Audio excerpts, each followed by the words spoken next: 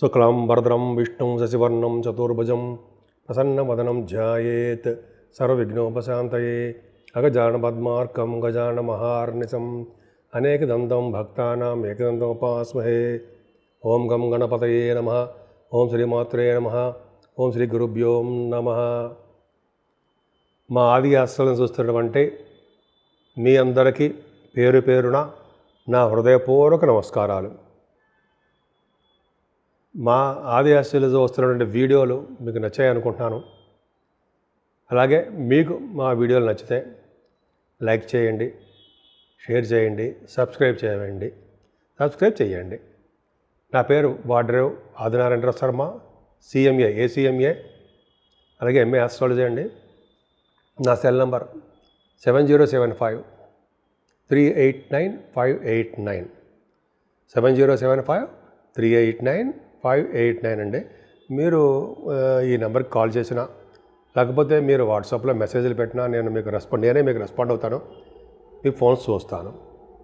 అలాగే మీ జాతకాలు చెప్పించుకోదలుకుంటే ఈ కింద నెంబర్కి ఫోన్ చేయండి. తప్పకుండా పరిష్కార మార్గాలు నేను చెప్తాను. అంతేకాదండి, మనం 16వ తారీఖు మే నుంచి 31వ తారీఖు మే అంటే 16th May 2025 to 31st May 2025 వరకు కూడా ఈ 15 రోజులు ఎలా ఉండబోతున్నాయి 12 రాసుల వాళ్ళకి అంటే అద్భుతంగా ఉండబోతుందండి. ముఖ్యంగా 3 గ్రహాలు అంటే ఆల్మోస్ట్ గురుడు మారాడు.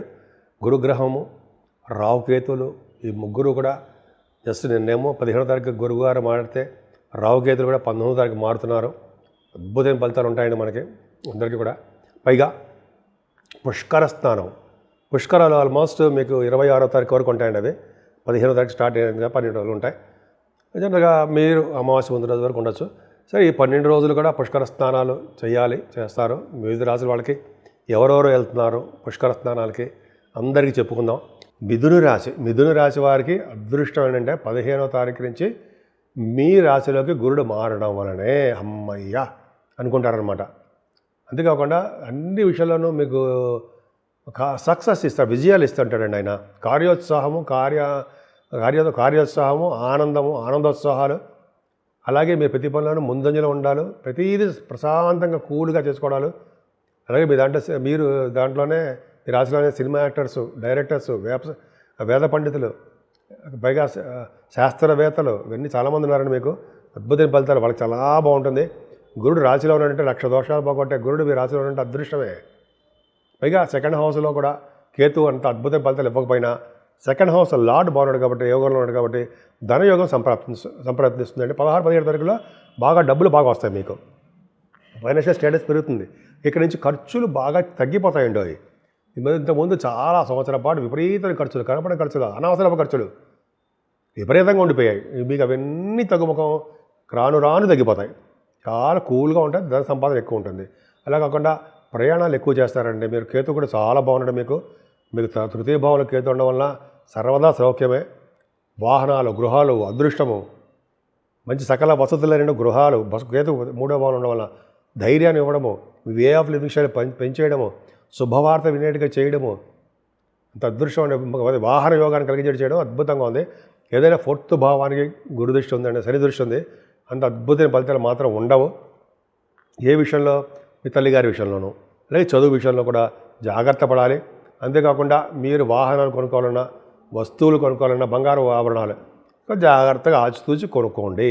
అంతేకాదండి, ఈ 15 రోజులు కూడా రైతులకు మాత్రం పంటలో నష్టం రావడమో, సకాలంలో డబ్బులు వాళ్ళ చేతులకు అందలేకపోవడం జరుగుతుంది. ఇక నుంచి మీ కొడుకు మీ దగ్గరే ఉంటాడు. అంటే కొడుకు మీ దగ్గర ఉంటాడు, మీ దగ్గర ఇంకోటి దగ్గర ఉంటాడా ఏంటి? అలా కాదు, పుత్ర సంతాన యోగం కలగడానికి అవకాశం ఉంది. మీ పుత్రుల వలన, మీ పుత్రికల వలన మీకు సంపూర్ణంగా కాన్ఫిడెన్స్ మీ దగ్గరే ఉంటారు వాళ్ళు. పైగా పంచమస్థానానికి గురు దృష్టి ఉండడం వలన స్పోర్ట్స్ రంగంలోనూ, సాహిత్య రంగంలోనూ రచయితలుగా డబ్బు సంపాదించుకుంటారండి. సంగీతం, సాహిత్యం, నృత్యం ఉంటాం. సంగీతం కంటే నృత్య కళాకారులకి, అలాగే వీళ్ళు రచయితలకి బాగుంటుందండి. సినిమా రంగం, టెలివిజన్ రంగంలో అదృష్టం కలిసి వస్తుంది. అది పక్కన పెడితే ముఖ్యంగా మీకు కొంతమంది పదవుల కోసం చూస్తున్న వాళ్ళకి రాజకీయ రంగంలో పదవులు వస్తాయి. మంత్రసిద్ధి కలుగుతుంది. చక్కటి వేళపడి భోజన వసతులు కలుగుతూ ఉంటాయి. ఇంకా చెప్పాల్సిన అవసరం లేదండి. అలాగే మీరు స్టాక్ మార్కెట్లో ఉంటే షేర్ మార్కెట్లో ఉంటే బాగా డబ్బులు సంపాదించడానికి అవకాశాలు ఉన్నాయి. ఏదేమైనా చంద్రుడు 16వ తారీఖు 17వ తారీఖు సప్తమ స్థానంలో ఉండడము, గజకేసరి యోగం ఉండడం వల్ల సెకండ్ హౌస్ లార్డ్ ఇన్ సప్తమం అదృష్టమేం కాదండి. కానీ మీరు వ్యాపార మూలకంగా ధనం సంపాదించుకుంటారు. భార్యాభర్తల ద్వారా ధన సంపాదన ఉంటుంది. ఇది అంటే కొద్ది దూర ప్రాంత ప్రయాణాలు భార్యాభర్తలు కలిసి చేయడానికి అవకాశం ఉంది. ఇంతకుముందు శని చూడడం వల్ల సప్తమ స్థానం కొద్దిగా ఇబ్బంది పడ్డారు మార్చి నుంచి. ఇప్పుడు మే 16వ తారీఖు నుంచి ఏం భయపడాల్సిన అవసరం లేదు. భార్యాభర్తలు కలిసే ఉంటారు. చిన్న చిన్న మనస్పర్ధలు వచ్చినా సరే విడిపోవడానికి అవకాశాలు తక్కువ.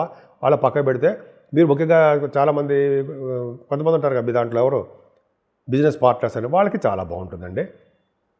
భాగ్యస్థానంలో రాహు ఉన్నాడు కదా, రాహువుకి గురు దృష్టి అంటే మీ నాన్నగారు ఆరోగ్య పరిస్థితి బాగుంటుంది. నాన్నగారు కూడా ఫారిన్ కంట్రీస్ రావడం అవకాశం ఎక్కువ. నాన్నగారు ఆస్తిపాస్తులు మీరు బాగా పెంచుతారు అని చెప్తున్నారు. అంతేకాకుండా భాగ్యస్థానంలో రాహు ఉండము, అది కూడా వాయుతత్వ రాశిలో కుంభరాశిలో ఉండడం వల్ల అద్భుతమైన ఫలితాలు ఇచ్చి తీరుతాడండి. బహుశా మీరు సరస్వతి నది పుష్కర స్నానం చేస్తారు, ఫ్లైట్లో వెళ్తారు. ఫ్లైట్లో వెళ్ళడము, కొంతమంది ట్రైన్స్ అనుకోండి ఫ్లైట్లో ఎక్కువ అవకాశాలు ఉంటాయి. రాహు భాగ్యాలు ఉంటే ఫ్లైట్లో తిప్పిస్తుంటాడు. అలాగే మీరు పుణ్యనది స్నానాలు, పుష్కర స్నానాలు, సరస్వతి నది పుష్కర స్నానాలు చేస్తారు. సంకల్ప స్నానం చేయాలండి, వృత్తిగా స్నానం చేయాలి.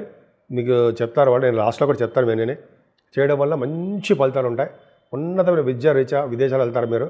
అలాగే రాహు ప్రభావం వల్ల మీ చేస్తున్న వ్యాపారాన్ని డెవలప్మెంట్స్ ఉంటాయి.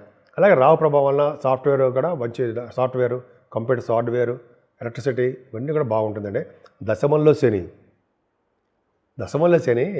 అంత మంచిది కాదంటాం కదా, మంచిదే. దశమ శని అంటే రాజకీయ రంగంలో పదవులు వస్తాయండో, ఉన్న ఊరు నుంచి వదిలే దూర ప్రాంతాల్లో సెటిల్ అవ్వడానికి అవకాశం ఉంటుంది. దశమ శని గంగా స్నానం చేయిస్తూ ఉంటాడు. అంత మాట్లాడి బ్రహ్మాండంగా ఉంది. గంగా స్నానము పుష్కర స్నానం కూడా చేయించేది కూడా శనే మిమ్మల్ని. దశమంలో శుక్రుడిగా కలిసి ఉన్నాడు కదండి. అంటే మీరు చేసిన వ్యాపారాలు బ్రహ్మాండంగా ఉండము, సినీ ఫీల్డ్ రంగంలో సినీ ఫీల్డ్ కళారంగంలో బాగా డెవలప్ అవ్వడం జరుగుతుందండి. ముఖ్యంగా కోల్, సాఫ్ట్వేర్ రంగాలు, అలాగే కొంతమందికి ఏమో అంటే ఫార్మా రంగం ఉంటుంది కదా, వాళ్ళ రంగంలో ఉన్న వాళ్ళకి ఆటోమొబైల్, ఇలాగ మీరు శరీర శుక్రుల కాంబినేషన్లో ఉన్నటువంటి ఉద్యోగ ఆర్గనైజేషన్స్లో, గవర్నమెంట్ ఆర్గనైజేషన్లో ఉండడానికి అవకాశం ఎక్కువ. మీకు బహుశా రాజకీయ రంగంలో పదవులు రావడానికి కూడా అవకాశాలు ఎక్కువ ఉన్నాయి. మీ లగ్నాధిపతి బుధుడు బ్రహ్మాండంగా ఉన్నాడు, లాభస్థానంలో ఉన్నాడు. 23 వరకు ఉంటాడండి. మంచి లాభాలు ఉంటాయి, అద్భుతం. దశమంలో భాగ్యంలో రాహు, దశమంలో శని, లాభంలో బుధుడు. ఈ 15 రోజులు కూడా మీరు చక్కగా ధన సంపాదన అన్ని రంగాల్లోనూ ముందంజలో ఉండడం, ఐశ్వర్యప్రదంగా ఉండడం చాలా జరగబోతోంది. పైగా 12వ భావంలో రఘుబుధులు ఉంటాయి. అంటే 12వ భావంలో రఘుబుధులు అంటే మీకు జనరల్గా ఒక విధంగా యోగాన్నే ఇస్తారు, కానీ డబ్బులు బాగా ఖర్చు పెట్టడము, దేవతారాధన కోసము, దేవతారాధన, దైవ దర్శనాల కోసము మీరు ధనాన్ని బాగా ఖర్చు పెట్టడము, ధనాన్ని కూడా పోగు చేయడం కూడా మీకు తెలిసిన విద్యే మీకు. కాబట్టి రాహుకేతుల మధ్యలో ప్లానెట్స్ ఉండిపోయి, కుజుడు కూడా ఉండిపోయాడు. కాబట్టి మీరు ఎలాగో స్నానాలు చేస్తున్నారు, పుష్కర స్నానాలు చేసేసి ఉంటారు పాటికి. కాబట్టి చేసిన వాళ్ళందరూ వెళ్తారు.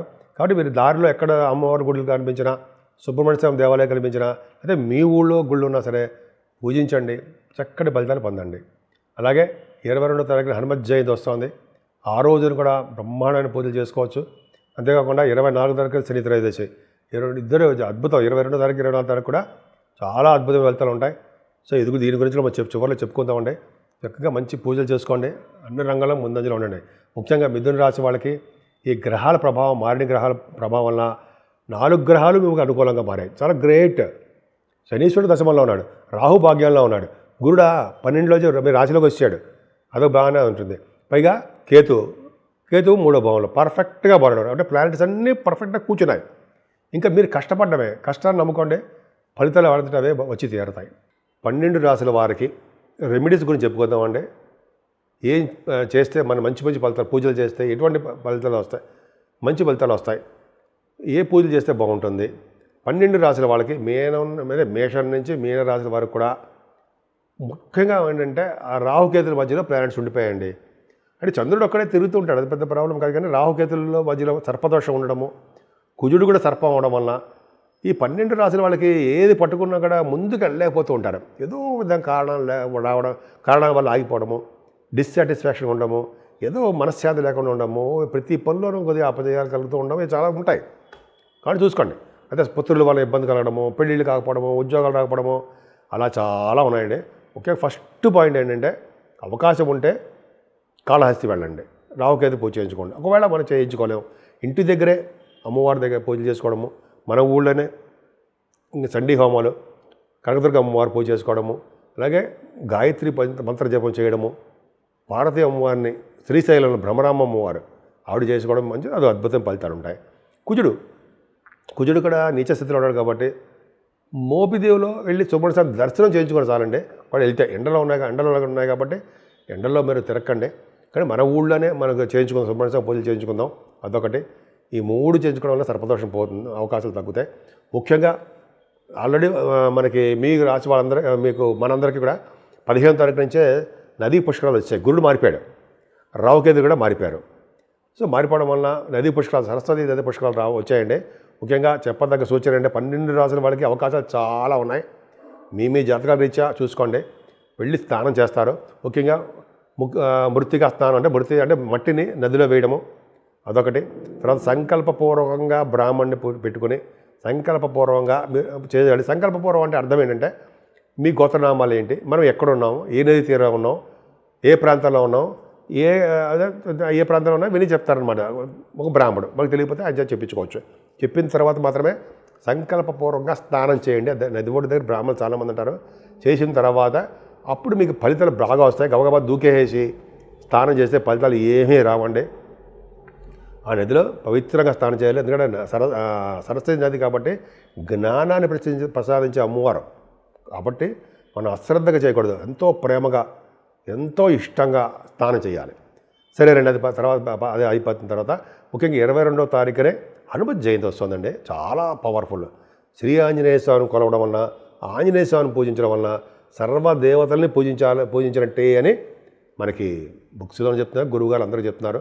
కాబట్టి ఆంజనేయ స్వామిని పూజించడం వలన యథావిధిగా సింధూరం రాయించడం వలన శనీశ్వర దోషాలు పోతాయని, అలాగే ఆంజనేయ స్వామికి వస్త్ర సమర్పణ, అలాగే అప్పాలు, స్వామివారికి ఏమో గారెల దండ పూజించడం వేయడము, తమలపాకులతో పూజ, ఇవన్నీ పూజలు చేయించుకోవడం వల్ల 11 ప్రదక్షిణాలు స్వామివారి దగ్గర దీపారాధన వెలిగించడం చేయడం వల్ల శనీశ్వరుడు వల్ల దోషాలు కాకుండా ఏ గ్రహాల వల్ల వచ్చే దోషాలు మన మీద లేకుండా ఆయన మనల్ని కాపాడతాడు.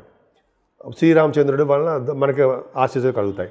అంతేకాకుండా 24వ తారీఖున కూడా శనీశ్వరుడు యొక్క చరిత్ర ఏదో వస్తుందండి, అద్భుతం. ఆ రోజు కనుక మనం తైలాభిషేకాలు చేయించుకుంటూ, ఆంజనేయ స్వాములు పూజలు చేసుకుంటూ, శివాభిషేకాలు చేసుకుంటూ, అలాగే వెంకటేశ్వర స్వామి ధ్వజస్తంభం దగ్గర ఒక అఖండ దీపారాధన పెట్టడం, ఒక ఒత్తి వేసి దీపారాధన నువ్వుల్లోనే చేయడం వలన శనీశ్వరులు వచ్చే సకల పాపాలు, సకల దోషాలు మనకి తగ్గుముఖం పట్టేస్తాయి. సో ఈ విధంగా మీరు ఏమాత్రం అవకాశం ఉన్నా ఏదో ఒకటి పూజ చేసుకోవడం వలన, మహావిష్ణువుకి తులసిమాల సమర్పించడం వలన మంచి అద్భుతం ఫలితాలు ఉంటాయండి. మీకు ఏది అనిపిస్తే అది చేయండి. మీరు ఎలాగో పుష్కర స్థానాలకు వెళ్తున్నారు, దారి మధ్యలో చాలా దేవాలయాలు కనిపిస్తాయండి. దేవుడు అందరికీ దండం పెట్టుకోండి. సర్వ శుభాలు, సర్వ సౌఖ్యాలు, సర్వ సంపదలు మీకు సిద్ధిస్తాయి.